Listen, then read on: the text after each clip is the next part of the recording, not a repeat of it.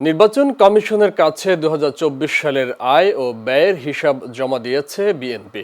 এতে আয় দেখানো হয়েছে ১৫,৬৫,৯৪,৮৪২ টাকা, আর ৪,৮০,০৪,৮২০ টাকা ব্যয়ের কথা বলা হয়েছে। আজ সকালে রাজধানীর আগারগাঁওয়ে নির্বাচন ভবনে হাজির হয়ে এই হিসাব জমা দেয় বিএনপির সিনিয়র যুগ্ম মহাসচিব অ্যাডভোকেট রুহুল কবির রিজভীর নেতৃত্বে প্রতিনিধি দল। পরে সাংবাদিকদের সঙ্গে আলাপকালে তিনি বলেন, যারা গণতন্ত্রকে ধ্বংস করেছিল তারা নির্বাচন বানচালে চক্রান্ত করতে পারে, সেগুলো সরকারকে মোকাবেলা করতে হবে।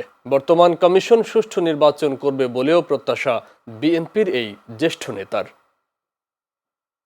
দলের মোট আয় হয়েছে 15,65,94,842। আমি আবারও বলছি 15,65,94,842। আর দলটির ব্যয় হয়েছে 4,80,04,823।